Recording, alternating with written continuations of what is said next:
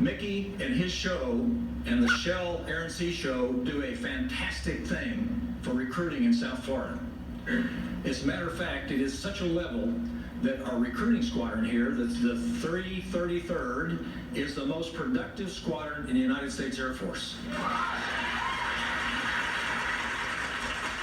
Let me just take this opportunity to tell you what a thrill it is for us, at least, to share and be here as a part of the Shell Air and Sea Show and part of what Mickey has done and MDM has done here.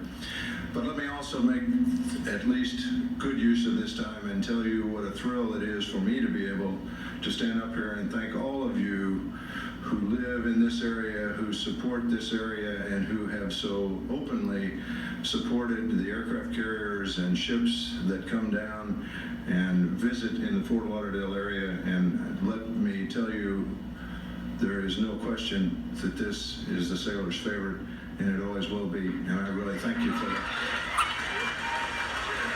And previewing Walgreens Jazz Night, Dave Cobb. Back to the action off Fort Lauderdale Beach. This is the Wellcraft Offshore Powerboat Exhibition. These are lifeboats for a reason. They are used in what is called a high-performance boot camp that is put on by Wellcraft Marine.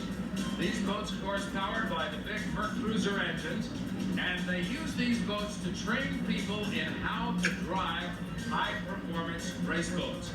And believe me, it is quite a school to go through with some of the top racers in the country.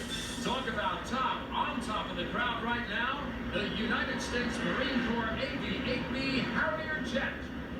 Really one of the more popular aircraft of the air show. It can do so many different things. It can turn around, it can go up, it can go down, it can stop in the middle of flight. You can see right now that the airplane is putting out this downward thrust. That's called vectoring thrust.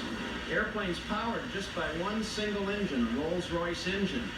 And as you notice now, as you can just see the air coming into those intakes, very powerful vortex created beneath the aircraft. That pilot brings up the nose gear now. You'll see him move off in another direction, moving up vertically as he transitions from horizontal flight to vertical flight. And this is the plane that was used in the movie True Lies, and it really does do what it did in the movies. Well, coming up next, we're going to go a little slower with the Bell South Mobility hang gliding kite and then the Apache helicopters. Welcome back to Fort Lauderdale, Florida, the Shell Air and Sea Show, and you're joining the folks on the beach as they look out upon the pure war machine of the U.S. Army, the AH-64A Apache helicopter. These choppers are flown by gentlemen out of the 1st Battalion, 111th Aviation Regiment at Craig Field in Jacksonville, Florida, members of the Army National Guard. I have to tell you, that helicopter has got to be any enemy armored forces commander's worst nightmare. You look at the ammunition package, laser-designated Hellfire missiles, 30mm cannon, Tiger rockets. You've got quite a package.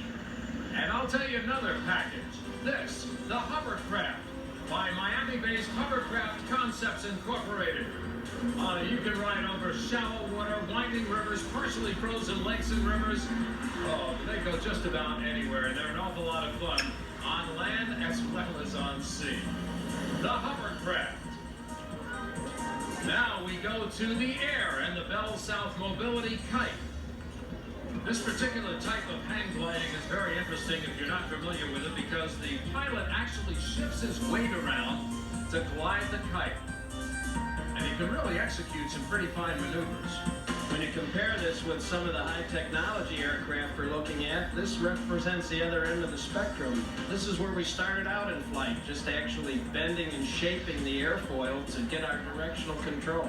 And look at the control he's got as he comes in and lands just perfectly right here in Fort Lauderdale Beach. Good job.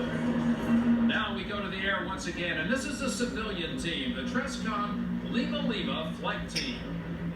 The T-34 Minnow that they're flying was used by both the Navy and the Air Force, and many of our pilots today have fond memories of that airplane as they began their training. The Lima Lima designator that they use comes from their home field in Naperfield up in the Chicago area, and they kept the designator LL. A popular group appears at a lot of air shows throughout the country, and it's been very popular down here in South Florida.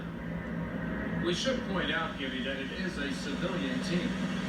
Right, and these pilots are very experienced airline pilots. A lot of flying time in this group, a lot of experience. Great shot from inside the cockpit, and these basic formations really are some of the formations we'll see later in the afternoon with the Thunderbirds coming in. I mean, these are the basic Air Force formations. Yes, they are. And we're about to see a very pointed maneuver, the missing man formation, which recognizes the loss of a fellow pilot. Any pilot recognizes that, gives you a little tug at the heart as you think about the ultimate sacrifice. Trescom Lima Lima flight team. Beautiful, graceful, majestic.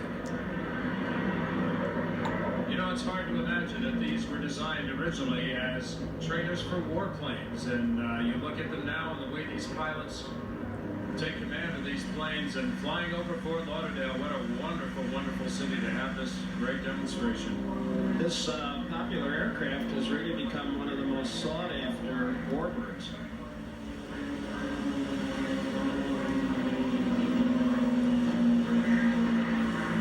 The Trescom Lima Lima flight team. Just beautiful. Next up, we have a bomber extraordinaire, Gibby. That's the B-1, and she sure makes a lot of noise, and the crowd likes that. Puts those wings back, kicks in those afterburners, gives you a real thrill, shakes the ground. Let's take a look. Gibby, one of the things about this bomber I notice is, yes, it makes a lot of noise, but when it's coming up on you, it's as silent as a cat. Yes, it is. It also incorporates the variable geometry wing. It's quite a capable bomber, carrying conventional and nuclear loads. It can carry up to 84 500-pound bombs, easily converts to the nuclear mission. And Gibby, I have to say, it's one of those aircraft that when you look at it, you say it's just too big to fly, yet it is absolutely beautiful. Well, when it's at full gross weight, it's up over 400,000 pounds. Basically, it's a subsonic airplane, but it is capable of supersonic bursts of speed. With those wings back,